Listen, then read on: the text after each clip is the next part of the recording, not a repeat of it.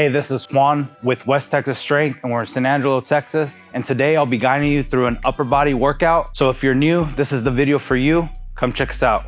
So for the first exercise, I like to choose dumbbell incline press. I always start with a light weight, even if you know maybe you can do more, but we want to get the body properly warmed up. Now this exercise is going to target your chest, shoulders, and triceps. And I like to pick movements like this because they work multiple muscle groups and it's very time efficient. And with the dumbbells, they can make it a little easy to maneuver, other than like loading the bar and unloading the bar may be a little complicated. And another thing with the dumbbell incline press, or dumbbells in general, is if you don't have a lot of stability or strength to begin with, you can start a little lighter, and then you can quickly see if there's any differences in strength in your right and left arms. So now that I've warmed up, I guess prior to warming up, I like to do 2 to 3 sets between anywhere 8 to 12 reps, sometimes a little more, just to get the blood flow going. Again, feel for the movement, and then you can pick a weight that you can hit comfortably for the 8 to 12 rep range. That's going to help you with building muscle, and you can build a little bit of strength in that rep range, and most people can stay in that rep range comfortably and perform the exercises they need. So setting up for the incline, again, we start from point A, go to point B. So we're gonna do a few reps, again, 8 to 12. We don't want to go to failure here. We want to leave some room in the tank, so that way next week we can add some weight. So one of the reasons that we like to do incline, again, of course, from working multiple muscle groups, is generally I work with a lot of overweight clients. The incline makes it real easy to let clients be comfortable in getting into a position. Sometimes laying down flat can be uncomfortable. And then also, again, it's a really easy movement that, again, is a really good pec builder. So from here, then we'll rack our weights. Again, if it's too easy, you can always go up. I would recommend 2 to 3 sets per exercise. And then from your pushing movement, which is the incline, I like to do pulling movements. So a push-pull type of situation in our upper body days. Then we would transition into something with the same bench. The incline is what's a chest supported row. Now, one of the other things with this is we, as beginners, we are very uncomfortable typically in a gym, in a new environment. So if you can pick an area that you can do multiple movements, work multiple body parts, that's gonna help you build some more comfort in the gym and make you stick to the actual program itself. So that's where we would go now to a chest supported row. Again, always warm up. So we would keep the same incline. We would lay flat. And with this movement in particular, it's kind of difficult to not do this correctly. So we're gonna have our hands, you can have them facing forward. And just for this program itself, facing forward's fine, or facing each other, which is called the neutral grip. And then we're gonna drive our elbows straight up. And then complete our reps. Again, this is a warm up, so I'll probably get like 10, nice and controlled. We're not in any rush to finish the movements. It's not a race. We want to make sure and feel the muscle groups that are working. If you don't feel them just yet, don't worry, practice.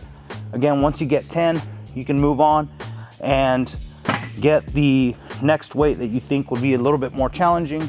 And you get, again, your 8 to 12 reps and anywhere between 2 to 3 sets. So my advice, or I encourage you, would be to start on the low end, probably 2 sets.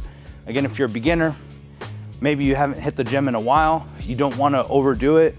A lot of times, if you are too sore, you do too much work up front, that actually stops people from coming back, the amount of soreness that you experience.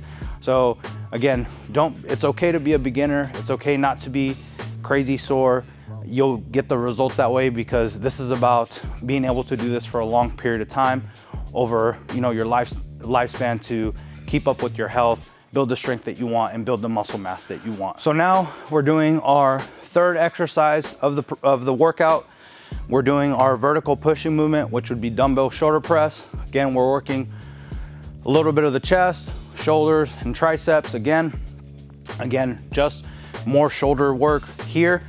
I always want to warm up as well, so start light. Get you a good, again, can stay in the 8 to 12 range. Again, this is meant to be not extremely challenging, but get you familiar with the movement. So again, we start at our knees.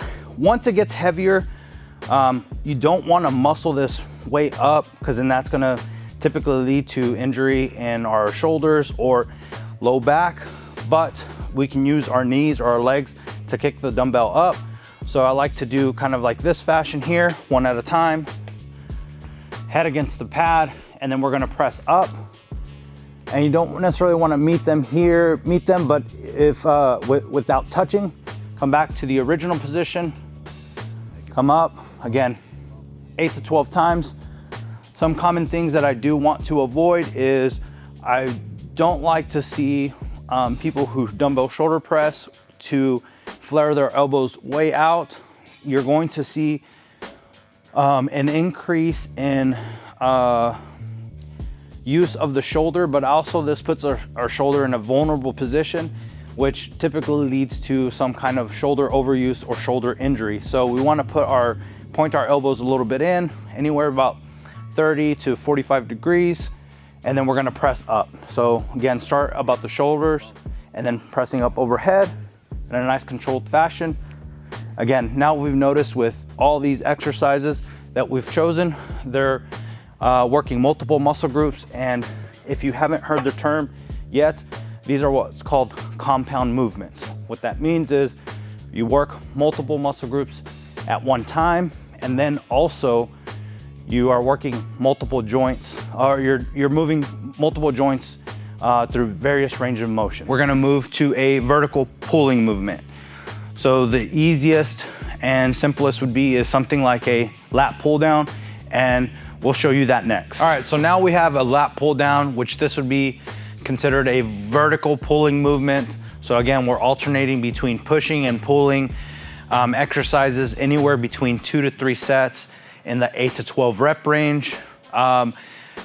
For the amount of exercises, I usually like to keep it at 2 pushing movements, 2 pulling movements, and then if you have some time, maybe some isolation movements. So like a bicep and a tricep exercise from there. And then for the vertical pulling, we have the lat pull down. I usually like to go about shoulder width. You may see things about getting really wide. I wouldn't focus on that a whole lot, just go about shoulder width. Now we're going to adjust the seat to make sure that our legs are gonna fit through.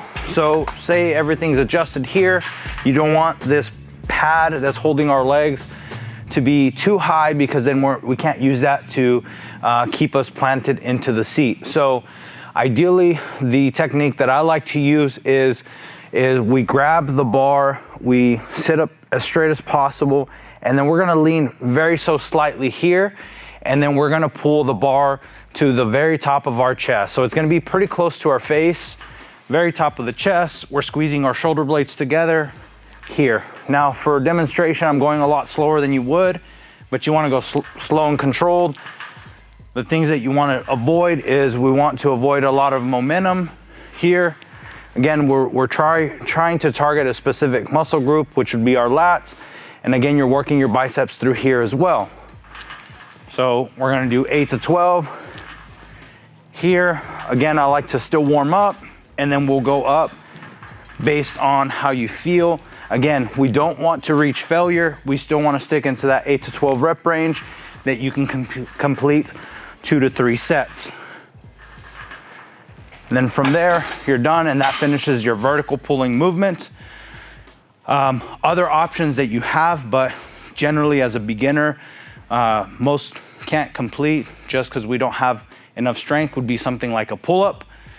If pull-ups are something that you want to accomplish, then starting at a lat pull down will be good foundation.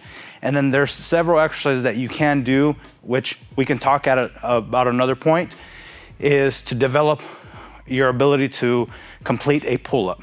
So from here, now that we've finished our vertical pulling movements, we'll go to a couple oscillation movements to complete your workout. Again, if you feel that you are pretty tired or spent after these 4 exercises, it's okay if you do leave off the biceps and triceps, because like we talked about earlier, these movements are all compound movements.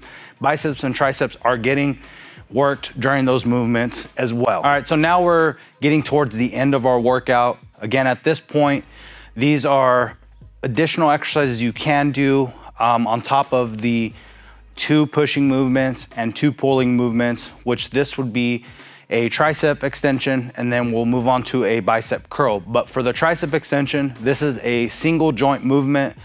What that means is that we're working one muscle group versus the compound movement working multiple muscle groups. So these typically are, like I said, again, single joint movement exercises.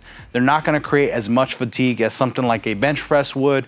But again, we still want to include these at some point in our training program. If you're trying to build that bigger bench, you're trying to build that physique, again, there are additional exercises to support your goal. So with the tricep extension, you wanna grab, it could be a straight bar, an easy curl bar, but for the sake of this, we'll do a straight bar.